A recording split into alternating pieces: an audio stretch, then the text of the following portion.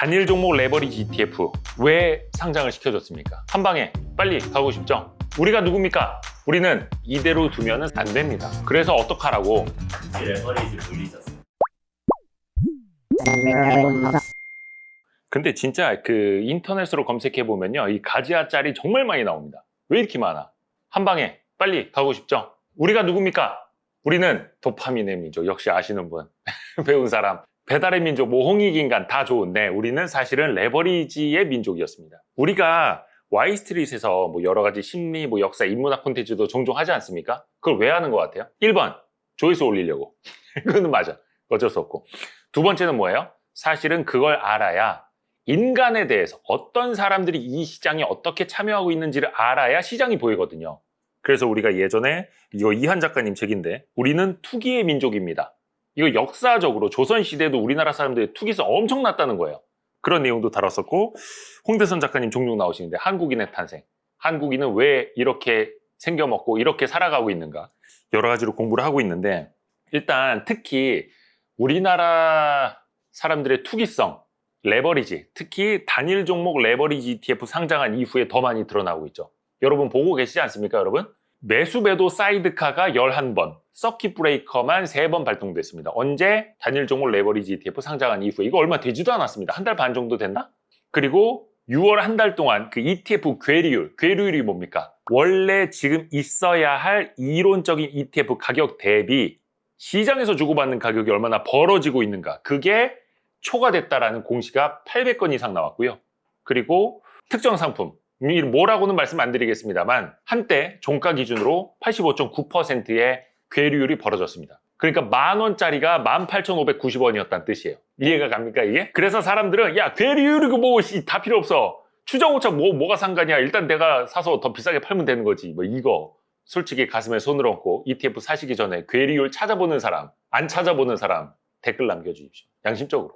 V코스피라는 게 있죠. 왜 미국에는 빅스 지수가 있지 않습니까? 변동성 지수. 이게 공포 지수라고도 불리는, 빅스 지수가 올라갈 때는 말 그대로 시장이 이제 아작난다라고 해서 공포 지수인데, 우리나라에도 있습니다. V코스피가 97.99까지 올라갔습니다. 이거 한번 보여드릴게요. 이게 코스피 200 변동성 지수예요. 그러니까 V코스피, 빅스 지수 같은 거예요. 변동성. 지금이 여기 있습니다. 오늘, 그러니까 우리가 7월 6일에 녹화를 하고 있는데 조금 내려와서 86 정도에 있기는 한데, 이때가 언제입니까? 팬데믹 당시에 코스피가 얼마까지 떨어졌어요? 그때 한 1400포인트까지 떨어졌을 때가 여기였습니다. 지금 훨씬 높죠? 그리고 2011년 이때 뭐 남유럽 재정위기, 그리스, 뭐 피그스, 스페인, 포르투갈 다 망한다 막 이럴 때가 요쯤이었습니다. 지금부터 한참 낮죠? 그리고 여기가 어디입니까? 글로벌 금융위기, 2008년 10월 글로벌 금융위기. 글로벌 금융위기는 쉽게 표현하자면 이거예요. 그냥 미국이 망할 뻔한 위기였었습니다. 신용천국 미국이 몰락할 뻔했던, 몇 번 말씀드렸는데, 페니메, 프레디맥이라고 하는 이제 모기지, 그 모기지 회사 두 곳이 한꺼번에 파산 신청을 했었습니다. 파산 보호 신청을. 우리로 따지면 그냥 국민은행, 신한은행이 어느 날 동시에 파산한다 라고 생각하시면 돼요. 그 정도의 위기였을 때가 여기였어요. 근데 지금이 그 비슷한 수준에 와 있다. 코스피가 그래도 뭐 한 8,000 안팎에 있는 시대. 그러니까 지금 시장의 변동성이 엄청나게 커졌다라는 거고, 그 사이에서 뭐가 녹고 있다? 우리의 계좌가. 그리고 레버리지 ETF는 어떻게 되고 있다? 더 심하게 녹고 있다라는 거예요. 오늘 바람이 많이 불죠? 이제 장마철이 시작됐다고 하는데, 저 흔들리는 게 나무와 갈대뿐만이 아니라 내 계좌도 저렇게 흔들리고 있는 건 정상입니다. 변동성. 앞서서 우리나라 전체 코스피에서 차지하는 삼전 릭스 비중이 55% 넘어섰고, 코스피 200 내에서는 60%를 넘어섰습니다. 최근에 좀 조정받고 있어서 좀 달라지긴 합니다만, 상반기에 코스피가 4,200에서 8,400을 넘어서는 사이에 전리구스 단 4종목이 시가총액 증가분의 85%를 차지했습니다. 전리구스 뭡니까? 삼성전자, 하이닉스, 삼전우선주, SK스퀘어. 4대 종목이 85%를 차지했다. 얼마나 쏠림이 심한가 알 수 있겠죠. 거기에다가 신용융자 최근에 한 37조, 38조 오르락내리락 하고 있죠. 미수금, 거래를 체결하고 나서 정산하기까지 이틀 동안만 쓰는 돈, 이것도 2조 원 넘어섰고 합치면 거의 40조 원에 육박하고 있습니다. 또 말씀드린 것처럼 단일 종목 레버리지 ETF 상장이 됐고요. 또 하나 웃긴 게 이거예요. 6월 23일에 코스피가 거의 10% 폭락한 날이 있거든요. 9.99%. 이때 삼성전자, 하이닉스 단일 종목 레버리지 ETF 14개 순자산이 16조 원이었거든요. 그런데 이날 하루 거래 대금이 15조 7천억이었습니다. 요 단일 종목 레버리지 ETF가.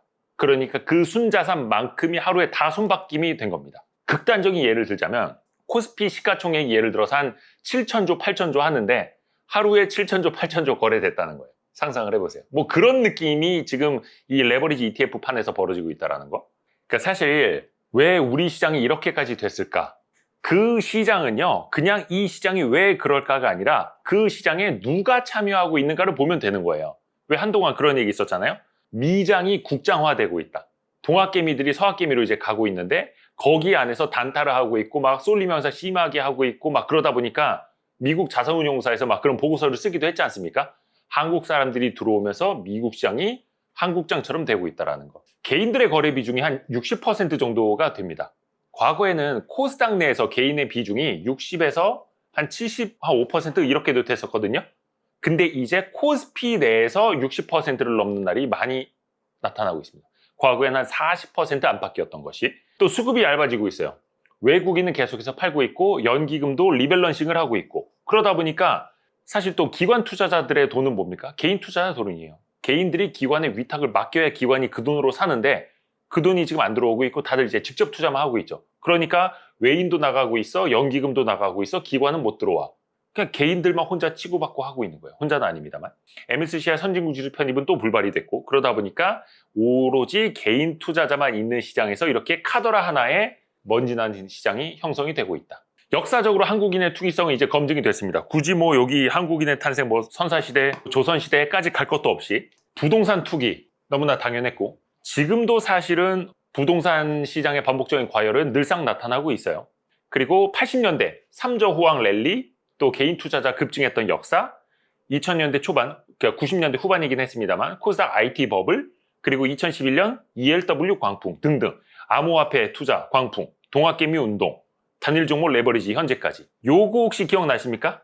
ELW 광풍? 2010년, 11년, 12년 초까지 그랬나? 아까 말씀드렸잖아요. 이때 남유럽 재정위기라고 해서 피그스 국가 망한다 막 이럴 때 시장이 엄청나게 흔들렸었습니다. 그런데 ELW 엄청난 광풍이었어요.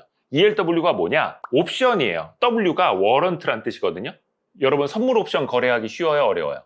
어렵죠. 왜냐? 자격증명도 필요하고 기본 예탁금도 필요하고 레버리지 효과가 크다 보니까 뭐 교육도 받아야 되고 그런데 ELW는요 옵션을 따로 그냥 증권시장에 상장을 해놓은 거예요. ETF처럼 별도로 옵션을 상장해 놓은 게 ELW. 그러니까 세상 사람들이 옵션을 거래하기에 너무나 편해진 거예요. 그것도 저렴한 가격에 몇백 원대, 뭐 1,000원에 상장시키고 조금 떨어지면 몇백 원이 되고 이러다 보니까 한 300원짜리 있죠. 300원짜리를 이게 이제 틱틱이라고 했었는데 막 10원, 20원 한 호가만 바뀌어도 몇 퍼센트를 버는 거야. 한 틱 옮겨가는 거에 따라서. 이때 엄청난 광풍이었고 세계 파생시장 있죠. 파생시장 1위를 먹었습니다. 어디가? 대한민국이. 홍콩보다, 미국보다, 싱가포르보다, 중국보다 더 큰 파생상품 시장을 이때 대한민국이 짱을 먹었었습니다. 2011년도에. 엄청난 광풍이 있었고 이따가 말씀드리겠습니다만 규제 한 방에 이거는 그때 이제 끝났습니다. 교육받으라고 하고 기본 예탁금 확 올려놔 버리고 하니까 이때 ELW 광풍이 한 방에 끝났었습니다. 한국인은 왜 투기적일까? 뭐 우리가 홍대순 작가님하고도 얼마 전에 콘텐츠를 하긴 했습니다. 그 콘텐츠 보시면 굉장히 또 재밌습니다. 그걸 한번 보시면 더 좋겠고 일단 압축 성장을 했죠. 그리고 경쟁 문화 심합니다. 그러니까 지금 내가 빨리 움직이지 않으면 지금 따라잡지 못하면 영원히 나는 박탈당해 라고 하는 기재가 그 안에서 더 성급하게 움직이고 있는 거고 자산 자체가 부동산에 편중이 돼 있죠. 그러니까 내 집 마련을 빨리 해야 돼. 아니면 기성세대들이 집값을 다 올려놔 버렸어. 그럼 나는 어떻게? 그러다 보니까 다른 자산군에서도 단기간에 고수익을 추구하는 그 열풍이 끝날 수가 없는 거죠. 또 사회 안정망이 조금 약하죠. 그리고 노후 준비가 대부분 돼 있지 않다 보니까 한 방에 빠르게 역전시켜 버릴 거야 라는 심리들 크다라는 거고 또 우리나라가 IT 정보가 굉장히 빠르죠. 여러분 손 안에서 지구 반대편 소식들 정말로 빠르게 들을 수 있고 심지어 전 세계 그 어느 나라도 제공하지 않는 매일매일 그날의 실시간 외국인 기관 투자자의 수급 정보도 우리는 다 보잖아요. 이런 나라 없거든요. 어떻게 보면 좀 과한 정보가 우리나라에 많습니다. 모바일 트레이딩, 뭐 계좌 개설도 뭐 그냥 몇 분 만에 돼버려. 커뮤니티 정보는 굉장히 빨라. 또 거기다가 우리나라 사람들이 굉장히 똑똑하죠. 동아시아 사람들이, 특히 이제 한중일 사람들이 세계 IQ 순위로는 1, 2, 3위 짱 먹고 있죠. 거기에다가 불안감이 높아. 머리는 똑똑한데 불안감은 높아요. 그럼 뭐 하겠습니까? 바로 해야지, 매매해야지, 거래해야지 이렇게 된다라는 거고. 워런 버핏도 이야기를 했습니다만 주식 투자는 IQ 싸움이 아니라고 말씀을 해드렸습니다만 그래서 사실은 똑똑하지만 대한민국 사람들이 돈은 못 버는 것 아닌가? 왜? 태도 때문에. 더 거슬러 올라가 보면 홍대선 작가님이 얼마 전에 재밌는 이야기를 해줬죠. 그 호모 사피엔스 중에서 아프리카에서 중앙아시아로, 동아시아로, 동북아시아로 한반도까지 온 사람들은 정말로 극소수이고 그 척박한 환경을 다 뚫고 끝까지 이동을 해왔고 농사조차 지을 수 없는 척박한 한반도에서 이 땅에 뿌리를 내렸다라는 거. 그 척박한 한반도에서 자리 잡은 사람들. 그래서 대부분이 불안감이 높고 행복감이 떨어질 수밖에 없다라는 거고 몇 차례 말씀드렸습니다만 한국인에게는요 행복 전달 물질이 잘 안 나온다고 합니다. 아난다마이드라고 하는 행복 전달 물질 이거를 농도를 높게 유지해주는 그 특정 유전자가 있어야 되는데 특히 동아시아인 체내에는 그게 되게 적대요. 그래서 행복 전달 물질이 잘 나오지도 않고 그게 나와봐야 오래 지속되지도 못한다라는 거예요. 그러니까 잔잔한 작은 것들의 다양한 행복이 아니라 한 방에 큰 거를 원하는 게 유전적으로 좀 있다라는 거고 세로토닌이라고 하는 그 행복 호르몬 있죠. 뭐 산책하고 산림욕하고 이럴 때 많이 나온다고 하는 거. 이거 좀 어렵기는 한데 세로토닌 수송체 유전자, 그 짧은 형태의 유전자를 가질수록 불안증이나 우울증에 더 취약한 경향이 있는데 동아시인들에게 그 짧은 형태의 유전자가 많다라는 겁니다. 그렇대요. 근데 다만 이거는요. 뭐 이것 때문에 도파민에 더 취약하다 이런 지적들이 있습니다만 이거는 상관관계일 뿐 인과관계는 될 수 없다라는 지적도 있고 과도하게 생물학적인 결정론으로 때려 맞추는 거다라는 비판도 물론 존재합니다. 해서 이거는 그냥 참고만 하시면 될 테고 여기에다 우리나라는 좀 관계주의라고도 하는데 집단주의 경향이 좀 있죠. 일본도 그렇고 그래서 이게 더 배가 되는 것 아닐까. 비교하는 문화, 수익률 비교. 그냥 나만 꾸준히 돈 잘 벌면 되는데 옆에 사람들이 돈을 더 단기간에 많이 벌었대. 사람 미치게 만들죠. 그래서 어찌됐든 간에 우리나라 사람들 투기성이 높은 건 사실이고 또 이게 참 그런데 우리나라 사람들의 특징입니다. 항상 데워봐야 뜨거운 줄 알아. 저 분명히 뜨겁다. 가까이 가면 된다. 라고 하는데 내가 굳이 저거를 이제 만져봐야 알아. 그래서 어떡하라고. 그러면 이제 뭔가 고쳐나가야 될 것 아니겠습니까? 단일 종목 레버리지 ETF 해본 사람. 왜 손을 들여다 말아? 솔직히 말하세요. 안 해봤어요? 미국 거 단일 종목 레버리지? 그래서 단일 종목 레버리지 ETF를 이대로 두면은 사실은 안 됩니다. 왜? 코스피 200 내에서 삼전 릭스 두 종목만 60%를 차지하고 있고 삼성전자 우선주, SK스퀘어 그리고 사실상 베타 비슷하게 가고 있는 삼성물산, 삼성생명 그리고 주 SK까지 합치면 거의 시총 비중이 70에서 80%를 가거든요. 그러면 그냥 전릭 몰빵인 나라예요. 거기다가 이거를 2배로 간다? 그럼 이 지수 자체가 어떻게 되겠습니까? 외국인이 봤을 때 여긴 그냥 투전판이야. 반도체 꺾이면 그냥 나락가는 나라에다가 높은 비중으로 투자를 하겠습니까? 그래서 이거는 당연히 고쳐가야 되는 거고 일단 단일 종목 레버리지 ETF 상장 폐지는 좀 저는 어렵다고 봅니다. 왜? 정책의 일관성 측면에서 상장을 해놓고 몇 달 만에 그냥 상폐시켜버려? 변동성 커진다고? 이거는 오히려 봤을 때 더 정책의 신뢰도를 더 깎아먹는 행위이고요. 대신에 이런 식의 규제는 가능할 겁니다. 기본 예탁금을 상향을 하는 겁니다. 지금은 계좌에 1,000만 원 정도가 있어야 단일 종목 레버리지 ETF를 살 수가 있죠. 이거를 예를 들어서 3억 원까지 쭉 높여버리는 겁니다. 이게 예전에 ELW를 고사시켜버릴 때 썼던 방법이기도 합니다. 그러면 아마 이런 비판이 나올 거예요. 아니 그러면 이거는 돈 많은 사람들만 돈 벌라는 거냐. 우리 같은 청년들은요. 3억 없는 사람들은 최소한 몇 천만 원 없는 사람들 이거 사지도 말란 얘기예요? 네, 그거예요. 근데 왜 그러냐? 성장 사다리를 걷어차게 하는 것 아니냐 비판이 나올 법한데 레버리지 ETF는요, 여러분 성장 사다리가 아닙니다. 지렛대가 어떻게 사다리가 됩니까? 레버리지는 지렛대죠. 지렛대 2개를 엮어가지고 내가 이거 사다리처럼 올라갈 거예요. 라고 하다가 후두두둑 더 떨어질 수도 있는 거거든요. 여러분 구분하십시오. 사다리랑 지렛대는 같은 게 아닙니다, 여러분. 최근에도 보면 왜 그런 짤 많이 돌아다니고 있거든요. 삼성전자 단일 종목 레버리지로 손실 중인 사람이 97%다. 하이닉스 단일 종목 레버리지로 손실 중인 사람이 뭐 거의 8, 90%다. 이건 뭐예요? 물론 결과론이긴 하죠. 또 나중에 뭐 전익이 더 많이 올라갔을 때는 대부분이 또 수익권에 갈 수도 있겠어. 2만 원에 상장시켜 놓은 게 지금 뭐 이론 가격으로 뭐 18,000원이면 다 손해보고 있다라는 거잖아요. 근데 예를 들어 2만 원에 상장한 게 3만 원, 4만 원이 돼. 사상 최고가야. 그러면 이론적으로는 손해보고 있는 사람이 없다라는 뜻이잖아요. 결과론이겠으나 중요한 건 뭐다? 레버리지는 장기 투자에 적합하지도 않고 우리가 ETF, 저TF 때도 여러 번 말씀드린 것처럼 음의 복리 효과, 녹아내릴 수밖에 없다라는 거예요. 장기간으로 갔을 때는 똑같이 변동성이 있어도. 또 하나가 이겁니다. 차등적인 진입, 예를 들어서 투자 경력, 경험이라든지 금융자산 얼마나 보유하고 있는가 그 규모에 따라서 혹은 투자 성향, 위험 감내도에 따라서 혹은 전문 투자자에게만 허용하는 방식 등 칸막이를 좀 둬야 한다는 겁니다. 왜? 부작용이 커도 너무 크니까. 그리고 요거는 이제 다른 이야기인데 아마 대부분의 증권사에서 단일 종목 레버리지는 증거금 100%에서 신용융자를 허용을 안 할 겁니다. 그런데 만약에 다른 종목이라면 신용융자, 담보 유지 비율도 높이고 뭐 140%가 아니라 더 높이고 변동성에 연동을 해서 증거금을 높이는 제도도 때로는 필요하다고 봅니다. 왜? 과한 레버리지를 쓰지 못하게 하려고 해서 미국도 그렇고 우리나라도 그렇고 요즘에 이것도 재미난 건데 삼성전자 있죠. 예전에 선물 시장에서는요 10배 레버리지가 가능했습니다. 왜요? 증거금을 10%만 둬도 됐었으니까. 내가 10만 원만 있으면 삼성전자 선물을 100만 원치 과거에 살 수 있었던 거예요. 왜? 가장 우량하고 안정적이고 변동성도 낮고 하니까. 근데 지금은 거의 증거금이요 30에서 40%입니다. 왜? 변동성이 어마어마하거든. 삼전. 단일 종목 레버리지 나오면서 더 크게 움직이거든. 왜? 저기서 2배로 담고 삼전을 2배로 사고 막 이 짓 하고 있으니까. 그래서 대한민국 시총 1위 기업, 한때 시가총액 2,000조를 넘었던 회사가 증거금률 30-40%를 해야 된다는 거예요. 선물시장에서.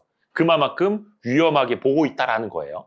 근데 뒤집어서 놓고 보면 그 정도로 규제를 해야 이 어마어마한 변동성 앞에서 이 어마어마하게 투기적인 사람들이 자기 자신을 지킬 수 있다는 거예요. 근데 이게 되게 안 좋은 거거든요. 누가 지켜줘야 자기 자신을 지킬 수 있다는 거예요. 제대로 시장이 지켜줘야만 본인의 안전을 담보할 수 있다는 거예요. 사실 이건 좀 후진적인 거죠. 뒷부분에 말씀드리겠습니다. 저는 이거 항상 이야기합니다. 그래서 서킷 브레이커, 사이드카 제도 개선을 해야 된다. 뭐 한 달에 몇십 번씩 사이드카가 나오는 게 이게 사이드카야?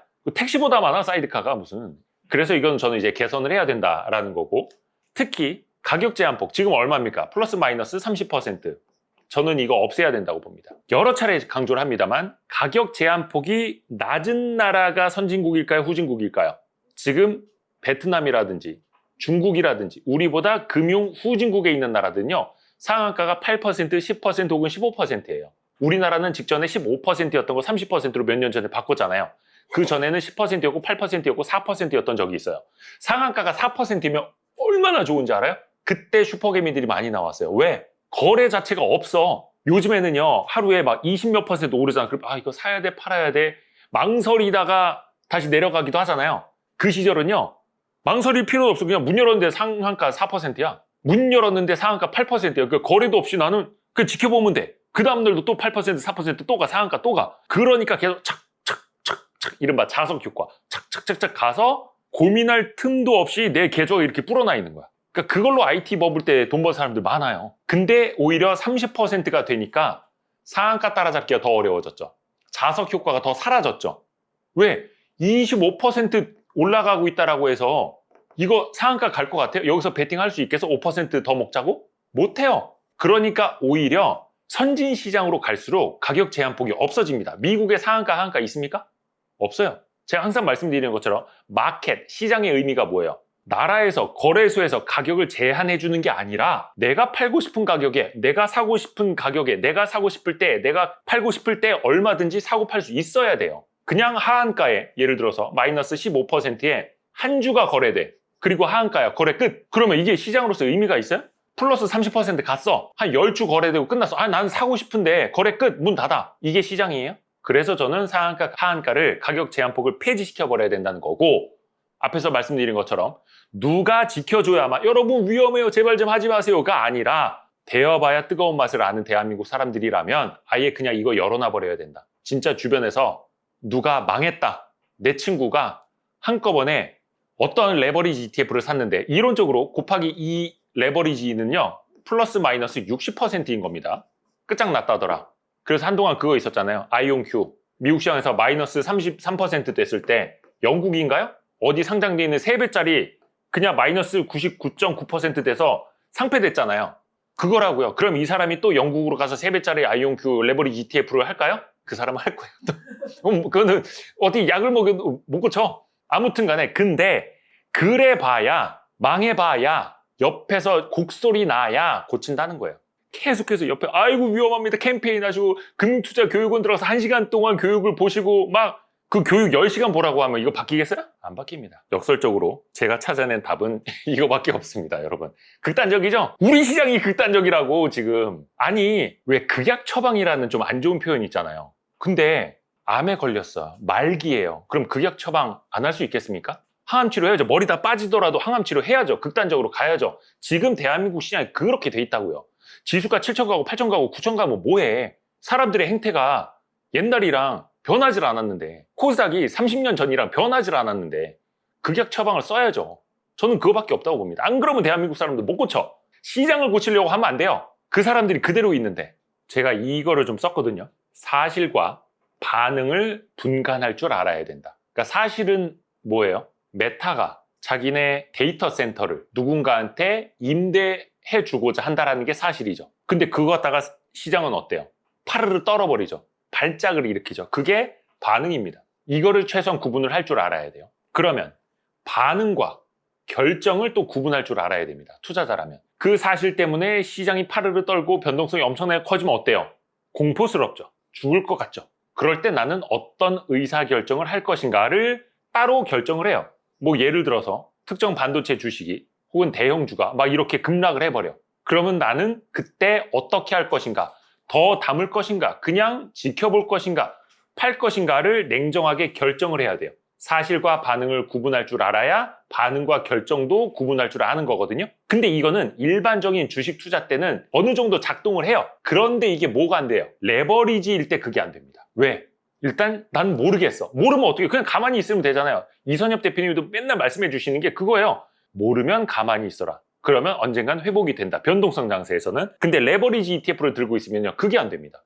왜? 음의 복리 효과 때문에. 말씀드리잖아요. 플러스 10% 만원짜리가 가면 11,000원이지만 11,000원짜리가 다시 마이너스 10% 가면 9,900원이라고요. 이거 계속해서 하면은 녹아내리죠. 그래서 레버리지를 갖고 있으면 기다리는 게, 버티는 게, 가만히 있는 게 안 돼요. 주식은 그냥 가만히 있으면 최소한 가만히라도 되지만 이거는 그냥 그 안에서 쌀이 줄줄 흘러내린다고요. 가만히 안에서. 그래서 레버리지는 그게 문제다. 그래서 결론, 단일 종목 레버리지 ETF 왜 상장을 시켜줬습니까? 그렇게 보수적인 우리나라 금융당국이 환율 때문에 환율 잡겠다고 동학개미들이 자꾸 서학개미로 빠져나가니까 레버리지 ETF 우리 안에도 만들어줘서 그 수요를 안으로 돌리자라는 단순한 생각. 근데 거기에서 간과했던 게 뭐예요? 어떤 사람들이 투자를 하고 있는지, 대한민국 사람들의 성향이 어떠한지, 대한민국 사람들의 투기성이 어떠한지를 생각을 못한 거예요. 단편적으로만 본 거죠. 제가 최근에 텔레그램으로도 그 뉴스를 공유해드렸습니다만 요즘에 도박 앱 장난 아니라고 하죠. 어디에서? 군대에서, 학교에서. 그러니까 20대 초반의 군인들이 10대 학생들이 너무나 쉽게 도박에 빠져들고 있어요. 스마트폰 하나만 가지고. 그 앱들 어디서 운영하는지 다 아시죠? 우리가 잡기 힘든 그 제3국을 경유해서 서브 우회해서 하지 않습니까? 근데 이거를 자꾸 사람의 문제로 취급을 해요. 혹은 요즘 뭐 군인들이 군기가 빠져서 요즘 학생들이 공부는 안 하고 말이야. 이런 식으로. 그럼 이거 고칠 수 있겠습니까? 아니에요. 그 학생들도 그 군인들도 우리의 동생들이고 우리의 자식들이에요. 대한민국 사람들이에요. 그냥 투기성이 높고 불안감 높고 똑똑하고 성급하고 성질 급하고 빨리빨리 하는 대한민국의 국민들이라고요. 한반도에 살고 있는 한민족이라고요. 그 성향을 그냥 DNA로 갖고 있는 사람들이라고요. 그러면 개개인의 일탈이 아니라 산업의 문제가 아니라 근본적으로 접근을 해야죠. 그래서 우리나라 사행산업통합관리위원회라는 게 있습니다. 사감위라고도 줄여서 부르던데 거기서 중요한 게 뭔지 아세요? 사행산업통합관리위원회라는 거예요. 통합감독위원회. 산업 측면으로 접근을 하는 거예요. 어휴 저 나쁜 게임 회사들, 어휴 저 도박이나 부추기는 게임 회사들, 어휴 저 경마장 업체들, 어휴 저 뭐 복권. 근데 그 복권, 경마, 경륜 누가 합니까? 나라에서 하는 거예요. 나라에서 세금도 벌고 있고 합법적인 그 도박장 열어준 거예요. 누굴 탓하냐고. 자꾸 포인트를요, 개인에게, 산업에게, 기업에게 맞추면요, 이거 100년이 지나도 못 고칩니다. 어떤 사람들이 지금 투자를 하고 있는가? 대한민국 사람들의 성향이 어떠한가를 보고 이런 금융상품을 허용할 것인가 말 것인가? 도박을 어떻게 치료할 것인가? 투기성을 어떻게 낮출 것인가를 근본적으로 가야 됩니다. 물론 뭐 캠페인 하자라는 그런 건 아니겠습니다만 규제 측면으로만 접근을 해서는 사실은 될 것도 없다라는 거예요. 이해가십니까? 어떻게 해야 하냐고 말씀드렸잖아요. 극약 처방 되어봐야 된다고. 똥인지 된장인지 모르는 사람한테는 여기까지만 말씀드리겠습니다. 아니 왜 꼭 똥인지 된장인지를 먹어봐야 아느냐고 하잖아요. 가르쳐줘요. 저거 똥이라고. 근데 사람들은 자꾸 된장이래. 야, 그 네가 어떻게 알아? 내가 하겠다는데. 저것이 황금인데 사람들이 자꾸 똥이라고 하고 그 주변에 가지 말라는 거라고. 못 믿어요. 기성세대를. 그래, 찍어 먹어봐. 물론 그래서는 안 되겠으나, 물론 그거는 학생들이 하는 도박, 군인들이 하는 도박에 적용돼서는 안 되겠으나 금융시장에서는 어느 정도 금융치료가 저는 좀 필요하다고 봅니다. 이건 정말 극약입니다. 근데 그러면서 왜 레버리지 ETF는 규제하라고 하느냐, 진입장벽을 두라고 하느냐, 기본 예탁금을 높이라고 하느냐, 앞뒤가 맞지 않는 것 아니냐, 그 말씀도 맞습니다. 근데 당장 지켜야 할 거는 지켜야 하는 거고, 그래서 왜 기본 예탁금을 1,000만 원이 아니라 3억을 두자라고 하는 거냐. 뭐 더 높게 둬도 돼요. 10억도 상관없고 전문 투자자만 하라고 해도 돼요. 전문 투자자 기준이 금융자산으로 10억 기준이니까. 그 사람들은요, 이거 잃어도 된다는 거예요. 왜? 전문 투자자니까. 부동산을 제외하고 금융자산만 10억 이상 있다면 잃어도 복구할 게 있겠지. 직업적으로 뭐 세무사, 회계사, 변호사 같은 전문직을 갖고 있으면 전문 투자자 자격을 주거든요. 왜? 소득 수준이 되니까 회복할 수 있겠지. 근데 그게 아니라 이제 1,500만 원 가지고, 이제 3,000만 원 가지고 투자하는 사람이 빠르게 가겠다고 레버리지로 한 방에 가버리면 복구가 더 어려워요. 일반 중소기업 다니는 사람이 그런 연봉 가지고 어렵다고요. 그래서 차등을 두자라는 거예요. 이 사람들은 말 그대로 감내 가능하니까. 회복할 수 있는 뭔가 자산이나 전문성이 있을 테니까. 그런데 그것 자체를 레버리지조차 허용해주지 않는 나라는 좀 후진국이잖아요. 금융상품 자체가 다양하지 않고 수단 자체가 다양하지 않으니까. 그래서 차등을 좀 두자는 겁니다. 여기에서 실패한 사람들의 케이스도 우리가 많이 이야기를 해줘야 돼요. 왜? 생존 편향이라는 게 있거든요. 우리 와이스트리트에도 성공한 사람들 위주로 나오죠. 실패한 사람들 이야기 우리가 많이 합니까? 그러니까 사람들은 나도 저 사람들처럼 될 수 있어. 나도 될 수 있을 것 같아라고 생존 편향에 많이 빠집니다. 파생상품도 마찬가지예요. 파생상품으로 1등한 사람이 책을 쓰지 파산한 사람이 책을 씁니까? 그거 팔립니까? 제가 이렇게 투자를 못해요. 누가 나와서 자기 고백하는 사람이 있습니까?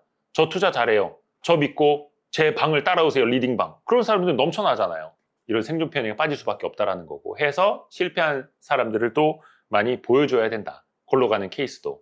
그런 만약에 지금 이제 반론 다시는 분들 계실 거예요. 가격 제한폭을 만약에 없앤다.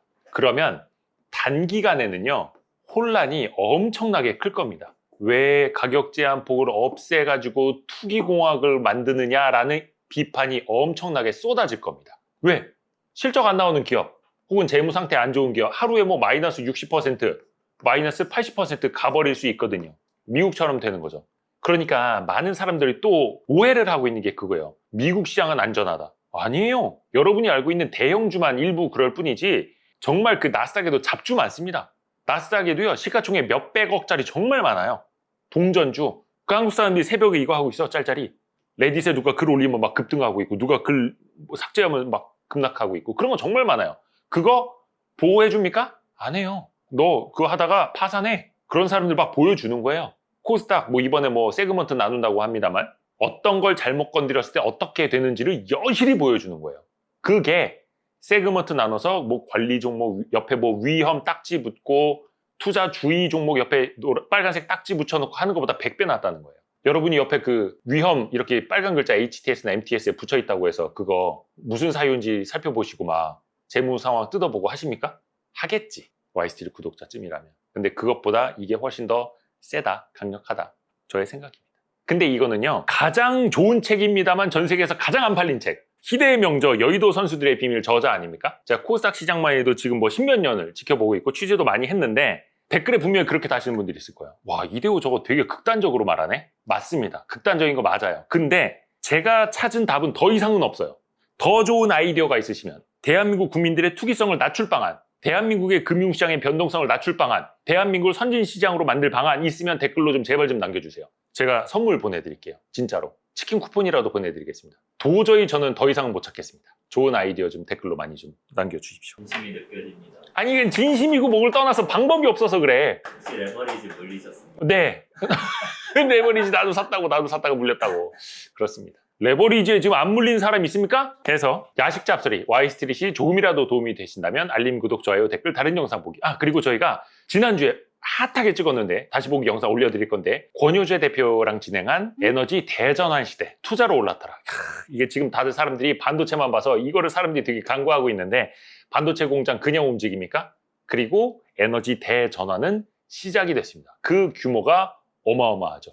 수혜가 되는 기업들 분석까지 꼼꼼하게 거의 우리 5시간 반, 6시간 가까이 되죠. 그 영상 다시 보실 수 있으니까 고정 댓글에 있는 링크 참고해 주시길 바라겠고요. 많은 댓글도 남겨주십시오. 고맙습니다. 뿅! 한국에서 제일 돈이 많은 두 회사가 당장 전기를 달라 매일 난리를 치고 있어요. 타이밍이 기가 막히다. 핵심은 정부가 에너지 섹터에 268조 원을 투자하겠다. 그냥 거기서 끝나는 거예요. 고정 댓글을 참고하세요.